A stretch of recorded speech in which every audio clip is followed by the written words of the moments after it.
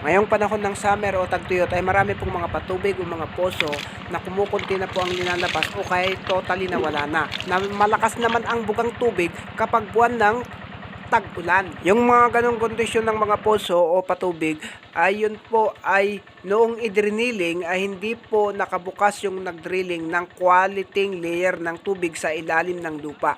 Kapag po kasi sinabing quality layer ng tubig ay yung pong tag-ulan o tagtuyot ay malakas pa rin po ang tubig. At yun po ang hinahanap ng mga nagre-drilling na kinakailangang mabuksan para kahit tagtuyot man ay malakas pa rin ang ilabas ng poso na gagawin nila. At yun naman po ang itinuturo ko at pinapakita ko yung mga palatandaan kung nakabukas na ng quality layer ng tubig. Hindi basta lang magbukas ng kung ano-anong layer ng tubig. Kasi nga, yun nga ang problema na kapag tagtuyot, mayroon pong mga puso na wala nang may labas na tubig. Gaya ng lagi kong sinasabi at tinuturo na kinakailangan kabisado yung mga palatandaan ng bukal ng tubig sa ilalim ng lupa. Gaya nito, yung linalabas ng drillingan namin, ito po yung mga palatandaan namin na meron kaming nabuksang ng bukal sa ilalim ng lupa. At itong palatandaan na to ay palatandaan na nakabukas na kami ng layer ng tubig. Ang tanong, ito ba na layer ng tubig na nabuksan namin ay hindi kaya mauubos kapag buwan ng tagtuyot? Kapag ganito pong palatandaan, wala na pong mailabas kapag buwan ng tagtuyot. Pero kapag buwan ng tag-ulan ay meron po. Ito pong palatandaan na to ay maihahalin tulad sa mga maliliit na ilog na kapag tagtuyot ay wala ng tubig. Tulad po ito ng ilog na to, ayan, dahil tagtuyot po ngayon, ay wala na pong umaagos na tubig. Ito na po yung buhangin niya, ayan.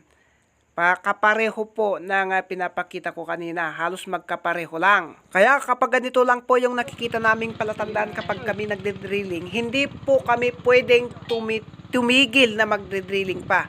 Magpalalim po kami ng drilling hanggang sa makabukas kami ng layer na quality na yung linalabas ng aming drillingan ay buhangin na merong halong hitim. Ayan, nagaya nito. Ayan. Kapag ganito na pong buhangin ang nilalabas ng aming drillingan, ay ibig pong sabihin na nakabukas na kami ng quality layer ng tubig kasi na meron na pong itim-itim na. Ayan.